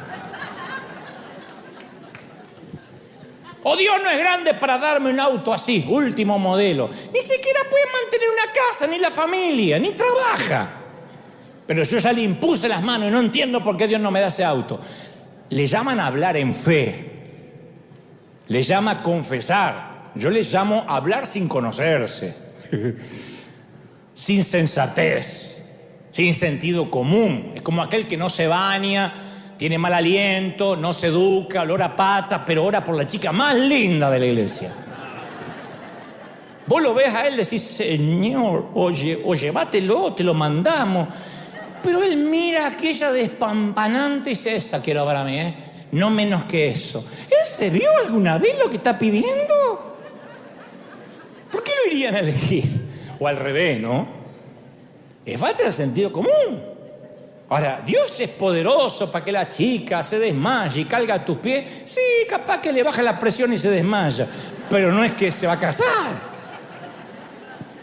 Es gente queriendo levantar una cosecha que no es suya. Yo entiendo lo que es el poder de Dios, pero entiendo también lo que es la capacitación, la preparación, el ensayar, el hacer las cosas con excelencia. No tenemos que tener urticaria la excelencia, porque eso a veces falta de sensatez. Por eso tenemos tantos cantantes desafinados, predicadores aburridos, administradores fracasados, matrimonios infelices. Porque hay mucha gente que se ve a sí mismo con sensatez, que se ve a sí mismo como debe ser. Entonces, cuando Dios puso una puerta abierta delante de la iglesia de Filadelfia, les hizo algunos comentarios. Le dijo, yo sé que tus fuerzas son pocas. Apocalipsis 3:8. Yo sé que tus fuerzas son pocas. Probablemente no era lo que querían escuchar. No es una buena manera de comenzar una profecía. Porque no sabemos en qué sentido tenían poca fuerza. Capaz que eran pocos en cantidad. Capaz que tenían pocos recursos económicos. Capaz que eran de una educación de bajo nivel. Y esta carta circuló entre 7 iglesias. Así que no solo la iglesia que recibió el mensaje se enteró que tenía pocas fuerzas, sino que las otras 6 también se enteraron de que tenían pocas fuerzas en Filadelfia. Tenían que aceptar la verdad acerca de sí mismos si querían atravesar la puerta abierta. Tenían que entender que si iban a atravesar la puerta iban a ser con las fuerzas de Dios, no con las fuerzas de ellos. ¿Hasta ahí me siguen, sí o no? Entonces le dice, yo sé que tienes pocas fuerzas. Lo primero que le hace es que se conozcan a sí mismos, a ver dónde están parados, en tiempo y espacio. Al mismo tiempo, las pocas fuerzas no es la única verdad que recibieron de parte de Dios. También les dijo en Apocalipsis 3:8, sin embargo, has obedecido mi palabra y no negaste mi nombre. Eso también está bueno. Además de ser de pocas fuerzas, eran obedecedores de la palabra y honradores de su nombre. Y la puerta abierta que Dios les ofreció llegó con toda la verdad de ellos, tanto lo negativo como lo positivo. Dios nos tiene que dar un shock y decirnos, este sos, ¿está? Cuando hay presión, estás colapsando siempre. quiero que sepa que me estás pidiendo un ministerio, pero cuando alguien habla mal de vos, no lo aguantás. Cuando alguien te critica, querés ir a buscarlo a la casa y quemarle la casa con el Ku Klux Klan. Eso te pasa. ¿Estamos? Hay que conocernos. Si vamos a entender qué puerta Dios pondrá delante nuestro, hay que tener conciencia de cuáles son nuestros dones, nuestras fortalezas y también nuestras debilidades y nuestras partes más erráticas. Yo me acuerdo que orábamos intensamente para que la Catedral de Cristal no se vendiera. ¿Sabe cuál era mi oración? Dios no va a permitir que los hijos de Dios sean avergonzados, Señor. Tú no vas a avergonzar a tu iglesia. Te decía, todas las mañanas abríamos el periódico y decía, la Catedral de Cristal, se abrió el escrow, ¿no? Que es ese momento de retención financiera, digo, para los que son de otras partes, donde se comienza todo el proceso de venta de un edificio. Cuando se cierra el escrow es porque ya se concreta la venta. Entonces cuando decía, fue a escrow la Catedral de Cristal, yo decía, no, Señor, tú no vas a permitir que el escrow se cierre, es una prueba, prueba, no se va a cerrar porque tú vas a hacer el milagro, Padre, tú vas a hacer el milagro, Padre, en el nombre del Señor. Yo lloraba. Mi motivación no era que Dios se avergonzara, porque yo no tengo por qué cuidar la reputación de Dios. Mi motivación era qué iba a pensar la gente si se vendía. Entonces yo estaba preocupado por mi reputación. De hecho, inmediato, apenas se vendió la catedral, aparecieron los que estaban esperando eso, ¿no? Y decía, ¿y ahora qué van a hacer? Ahora quiero verlo a Dante, ahora quiero ver a los hispanos eso. Recuerdo un pastor, ex amigo.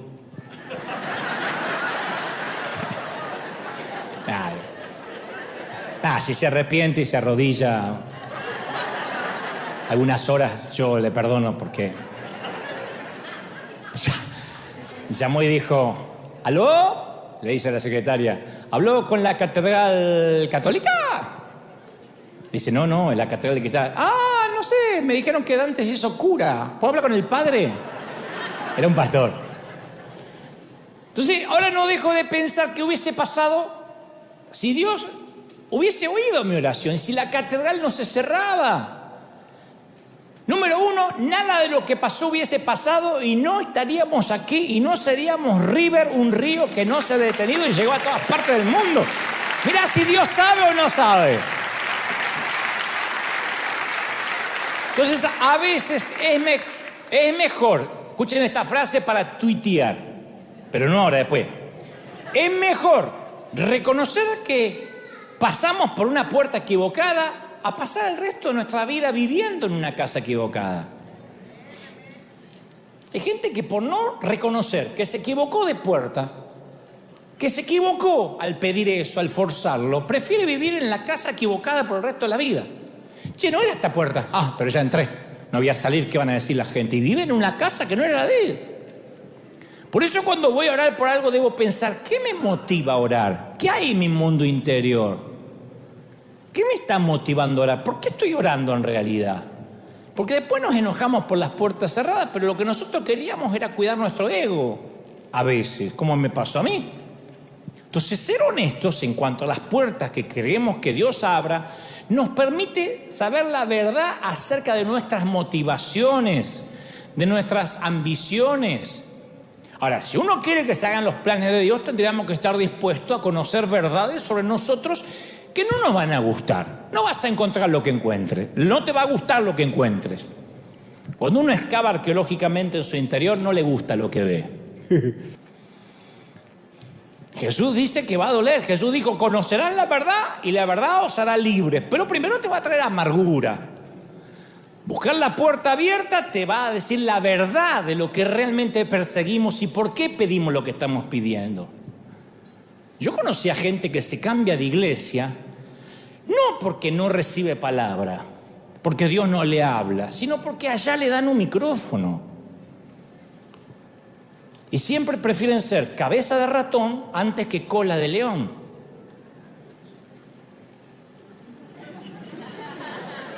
Eso para que lo piensen, ¿eh?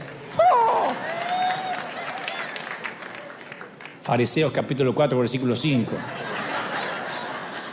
Pero se engañan a sí mismos diciendo, no, yo lo único que quiero es ir donde me dejen servir a Dios. No, vos querés estar donde te puedan ver que servís a Dios, que es muy diferente. Porque capaz que a donde estaba servía, pero no lo veían. Y allá le dejan ministrar, exhortar. Entonces dice, me dan un micrófono y me gusta servir a Dios. No, te gusta que te vean. Está bien. Yo no digo que esté mal, está bien, pero hay que hacerse cargo de lo que uno está buscando.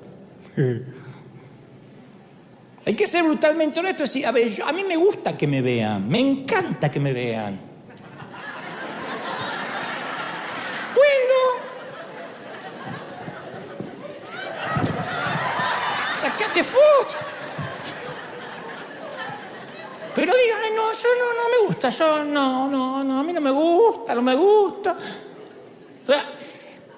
Cuando uno está impulsivo, quiere todas las puertas, pero hay que saber por qué las quiere. Yo creo que el santo patrono de los impulsivos, siempre digo, era Pedro. Él, cualquier puerta que había, él quería.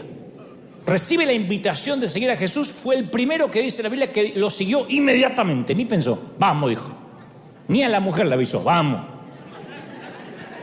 Es el único discípulo que saltó fuera del bote para caminar sobre el agua, que reacciona para defender a Jesús cortándole la oreja a un servidor.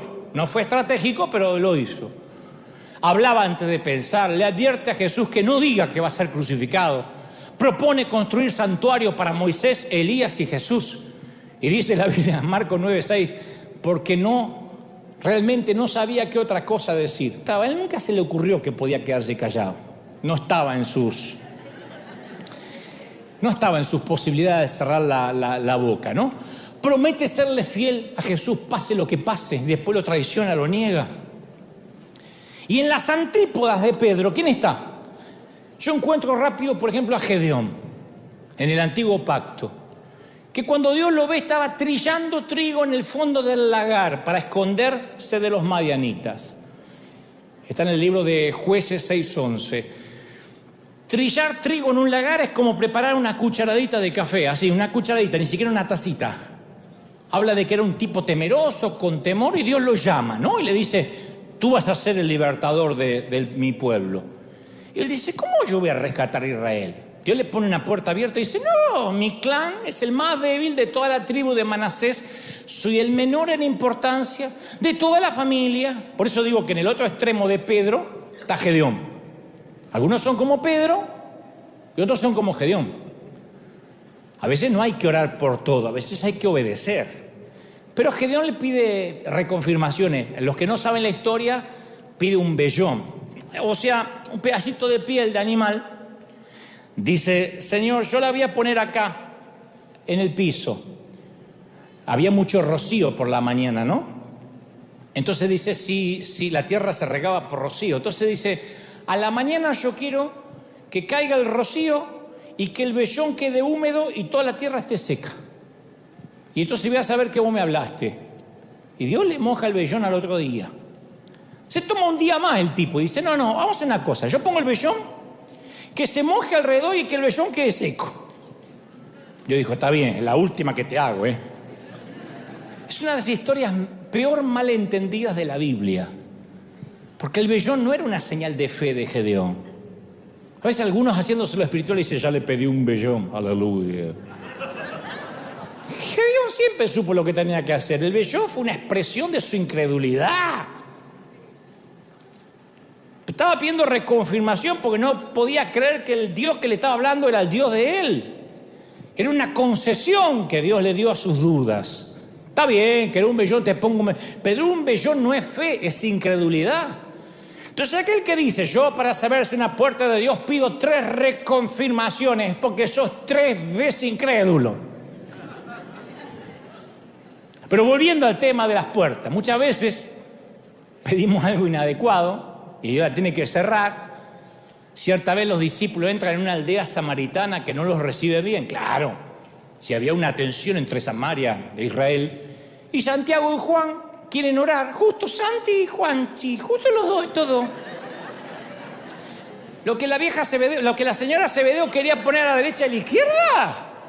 ¿Sabes lo que dice? ¿Querés que oremos, Padre? Para que descienda fuego del cielo y mueran todos en Samaria.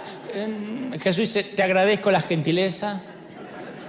Pero no hacemos eso nosotros. No, pero oramos para que se incendie. No, nosotros no andamos quemando gente. No estamos en eso, no es nuestra doctrina.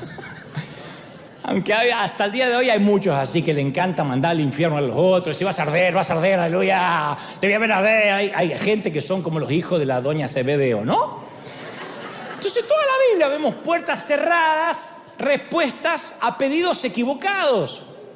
En 4 ocasiones, 4 personas diferentes, Moisés, Jeremías, Elías y Jonás, pidieron la eutanasia, morirse. No voy a decir quién más aquí, pero más de uno dice, ¿cómo me gustaría? Mi mamá quiso morirse desde que nació. Te pusimos en la tumba, por fin.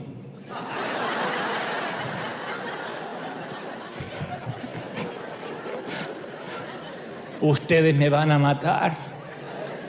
Me vas a llevar a la tumba. Yo siempre me imaginaba llevando el cajón, porque me decía, me vas a llevar a la tumba. Me vas a sacar canas verdes y un día me vas a encontrar muerta y fría. Yo voy a orar. ¿Vivir para qué? Cuando vos te hagas mayor de edad, me voy a morir sola. Me voy a quedar en la cama sin comer hasta que me muera. Total, ¿para qué vivir? Si ya crié los hijos. Mira si Dios la hubiese escuchado a la vieja. Si tuviera que escuchar a tantas madres. Entonces le dicen no y no.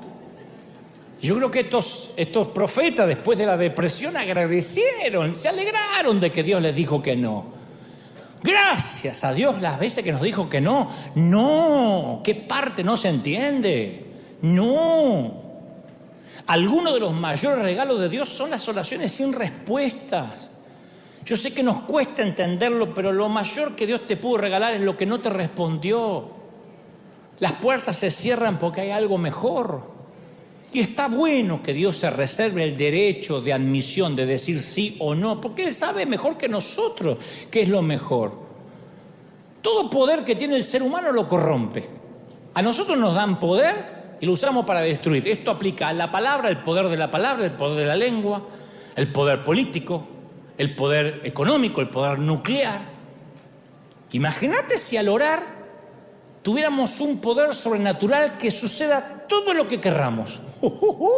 Como la película de Jim Carrey, traducida al español como Todopoderoso, que dijéramos, todo lo que yo quiera se va a hacer. Imagínate el desastre que haría. ¿Cuántos ya habrían cambiado de marido, de esposa, de suegra? Las suegras estarían todas desaparecidas, habría un déficit. Y cualquiera que piense que la oración no sirve, no sirve porque Dios no contesta, es una torpeza. La oración no es un conjuro. Lo voy a declarar 3 veces y lo voy a declarar y le voy a imponer las manos. ¿Sabe qué es orar? Es hablar con una persona muy sabia. Dios, que a veces te va a decir sí y a veces te va a decir que no. No es declarar, no es un conjuro, no es abracadabra, no son 3 deseos al genio de Aladín. Es hablar con alguien que es sabio y te va a decir cuándo conviene que la puerta se abra y cuándo te va a decir no te conviene. A veces te va a explicar por qué y a veces no te va a explicar por qué. Nosotros no le explicamos a nuestros hijos por qué no a veces. ¿Por qué no? Porque no hay punto.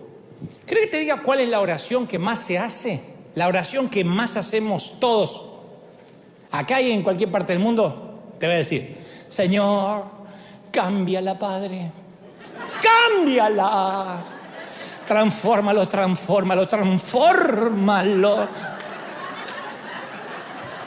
A la noche en la cama, Señor, tócalo, transfórmalo.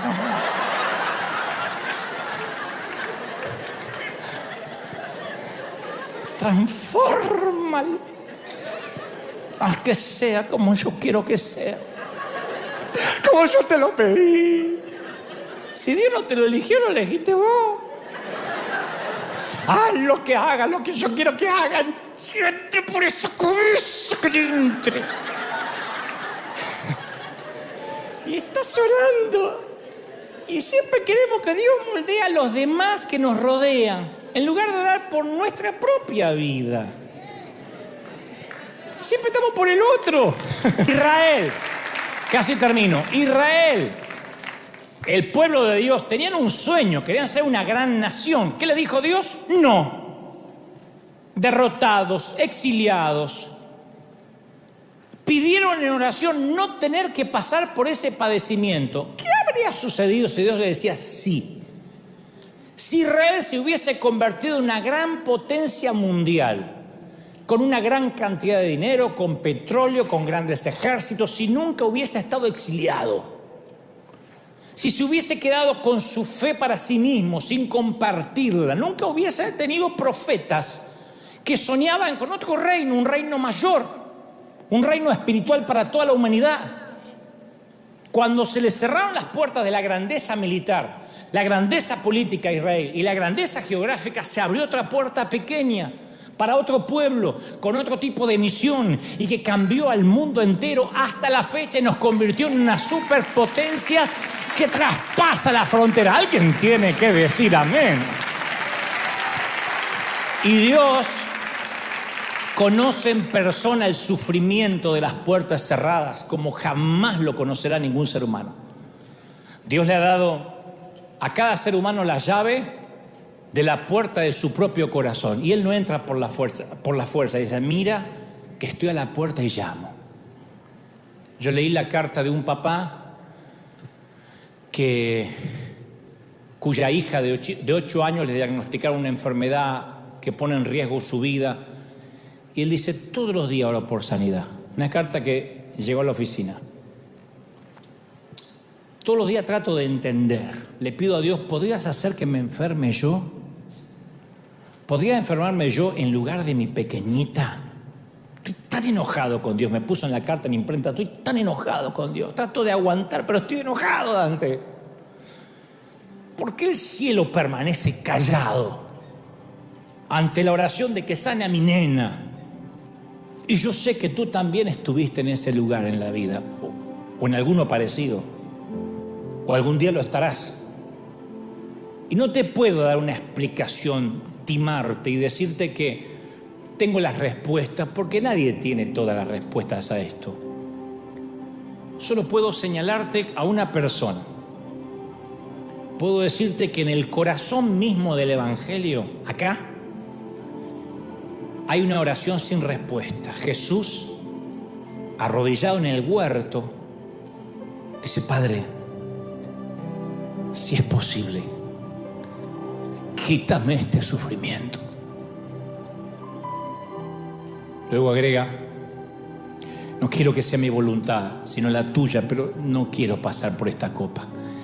Es la oración más desesperada jamás pronunciada por nadie que jamás haya vivido en este mundo, del corazón más puro que latió jamás, pudiendo ser liberado del sufrimiento más injusto que jamás se conoció. Lo único que consiguió fue silencio. La copa no fue apartada de él. El pedido fue rechazado. No. Y de ese dolor no deseado, de ese dolor inmerecido, vino la esperanza del mundo que rehizo la historia. Porque la respuesta definitiva a la angustia humana, incluida la angustia por esa oración sin respuesta, es la cruz empapada en sangre, donde el Hijo de Dios sufrió porque su Padre le dijo no.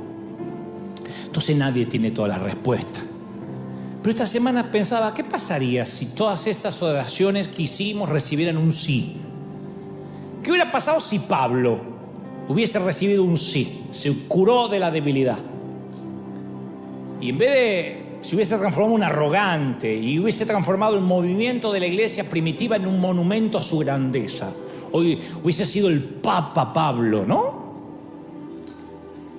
Y si Israel se hubiese convertido en el pueblo de la grandeza militar, el pueblo de la opulencia en vez del pueblo del libro. Yo mismo he orado por ciertos temas privados y Dios me dijo: no, ¿qué parte no entendés?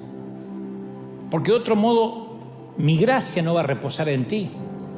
Te volverías un petulante de otros tantos que condenan a todo el mundo, que se saben o se creen santos. Hasta a mí me ha dicho: sería bueno que digas de tanto en tanto que no sos pastor. El apóstol Pablo dijo: yo soy el más insignificante de los apóstoles. No me llamen apóstol, no soy digno de ser llamado apóstol, porque yo perseguía la iglesia de Dios. Así que yo adhiero a esas palabras y digo: yo tampoco soy digno de que me llamen pastor, aunque pueda fungir como tal. Porque de verdad, no es falsa modestia, debo ser el más insignificante, el que más cuenta sus problemas. Entonces, en un ámbito donde todo el mundo se pelea por un micrófono y por ser apóstol, Pablo se avergonzaba de ser apóstol. En mi caso no es que me avergüence. Como digo siempre, no quiero que la pastoral se avergüence de tenerme a mí entre sus filas, que digan: no me comparen con ese payaso. A mí sé cómo Dios me llama y me basta. Entonces no sé por qué algunas oraciones reciben un sí y por qué algunas reciben un no. Pero conozco la angustia del no. Cuando uno quiere en sí, más que ninguna otra cosa en el mundo, es espantoso cuando te dice no. Pues no sé por qué. Lo único que sé es que en la cruz, el no de Dios a su Hijo se convirtió en el sí de Dios a todos nosotros. Y la noche antes de morir, estaba tratando de explicarle a sus discípulos las cosas terribles que iban a ocurrir, que ellos no tenían que darse por vencidos, que esto no era el fin. Y ahí Juan pinta la terquedad de los discípulos. Dice Juan 16:16. Jesús les dijo: ya no me van a ver, pero después me van a ver. Ahora no me verán por un tiempo, un ratito. Como dicen en algunos países, un ratico. Pero después sí. Dice que ellos decían: ¿qué quiere decir con que dentro de poco ya no le veremos? Y un poco después insistían: ¿qué quiere decir con eso de dentro de poco? No sabemos de qué habla. Y Jesús se dio cuenta. Y le dijo: ¿se están preguntando qué estoy queriendo decir? Los discípulos dicen: sí. Estamos preguntando qué quieres decir. Ellos querían que las puertas se abran ya, ni siquiera esperar un ratito. En su impaciencia quieren que las puertas se abran ya, como algunos de nosotros hoy. Y Dios dice: dentro de poco, en un ratito. Juan necesitaba decirnos esto y lo deja claro en la Biblia para que entendamos que Jesús le dice: ahora ustedes están tristes. Es un poquito, pero voy a volver y se van a poner tan felices que nada te va a quitar la alegría. Al final el gozo va a ganar en tu vida. Vas a estar feliz. Alguien tiene que decir amén. Y dice Jesús: oigan, y no tendréis más preguntas. Le dice a los discípulos: no habrá más preguntas. Porque los discípulos siempre, como nosotros, estaban preguntando. ¿Te diste cuenta de eso? Toda la Biblia es pregunta. ¡Hey, Jesús! ¿Puedo sentarme a tu diestra? ¡Hey, Jesús! ¿Cuántas veces tengo que perdonar a este tipo? ¡Hey, Jesús! ¿Por qué nació ciego este hombre? ¡Hey, Jesús! 70 veces 7 tengo que perdonar a Leiva, que hoy subió tarde a tocar el teclado. ¡Hey, Jesús! ¿Qué significa esta parábola? ¡Hey, Jesús! ¿Deberíamos ordenar que baje fuego del cielo para matar a los samaritanos? ¡Hey, Jesús! ¿Cuál de nosotros es el más grande? ¡Hey, Jesús! ¿Qué significa dentro de poco? ¡Hey, Jesús! ¡Hey, Jesús! ¿No somos así? Jesús dice: siempre estás preguntando por qué. Y todos hoy tenemos esa pregunta: ¿por qué ese nene de 6 años tiene un tumor? ¡Hey, Jesús! ¿Por qué ocurrió ese terremoto en México? ¡Hey, Jesús! ¿Por qué mi padre murió de COVID? ¡Hey, Jesús! ¿Por qué mi matrimonio se vino abajo? ¡Hey, Jesús! ¿Por qué no me quito la depresión? ¡Hey, Jesús! ¿Por qué se cayó un edificio en Miami? Amigo mío, déjame decirte, dice el Señor, las cosas se van a poner feas. Vas a ver cosas terribles: cáncer, hambre, guerra, virus, cuerpos lisiados, traición, abuso, transgresión. Pero después, aunque a ustedes les parezca un tiempo largo, en la escala de la eternidad es un ratito. Dentro de poco, en un ratito, me verás nuevamente. Y yo voy a acomodar todas las cosas en su lugar. Y el gozo va a ganar. Tendrás tanta alegría que no harás preguntas. Ahora tenés preguntas porque estás del otro lado de la puerta. ¿Por qué tengo que sufrir? Pero algún día, de un modo que ninguno de nosotros podemos entender ahora, vamos a agradecer por todas las puertas que te cerré, todas las puertas que te dije que no, porque vas a estar gozoso. Vamos, póngase de pie y dale el mayor aplauso de la historia al Señor de señores. Vamos, dale un aplauso al Señor grande. Ahí en casa también, dale un aplauso al Rey de Reyes. y al Señor de señores. El Rey está en casa. Cuando venga ese día, dice Jesús, ya no preguntarás nada. ¿Qué día va a ser ese? Cuando el gozo sea tan grande, ¿qué vas a andar preguntando? Cuando no es necesario pedir explicaciones, no habrá más preguntas. Y yo sé que estás impaciente por la puerta que se cerró, por las puertas que no se abren, pero Dios me dice que dentro de un poquito, di conmigo, un poquito, fuerte, un poquito. En casa también, un poquito. Gracias que las puertas se cerraron y Dios nos bendijo tanto. Vamos a orar. A los que están en casa, yo quiero que repitan conmigo esta oración. Si es la primera vez que escuchas este mensaje, si es la primera vez que entiendes lo de las puertas cerradas, yo siempre digo, no habríamos transmitido al mundo si las puertas del edificio no se hubiesen cerrado. No habríamos sido este río que nos conocen en todas partes, que hemos bendecido, si las puertas no se hubiesen cerrado. Benditas puertas cerradas. Porque Dios siempre tiene algo mucho más grande y mejor. Y a los que hoy dicen, yo no tenía la menor idea por qué tenía que escuchar este mensaje, te invito a recibir a Cristo en tu corazón. Aquí te vamos a ayudar. Repitan conmigo, digan, Señor Jesús, te recibo como mi Salvador. Entra en mi vida, transfórmame, cámbiame, limpia mis pecados, anota mi nombre en el libro de la vida. Amén y amén. Y no importa si eres católico, musulmán, si eres testigo de Jehová, conservador, liberal, tradicionalista, no sé, lo que sea, mormón, Dios me dice que te diga cómo te ama el Señor. Cómo te ama el Señor, que te cierra puertas cuando te las tiene que cerrar. Te ama, princesa. Te ama, príncipe. Te ama el Señor. ¿Tú lo crees? No. ¿De verdad que lo crees? Te ama el Señor. Y conmigo, me ama el Señor.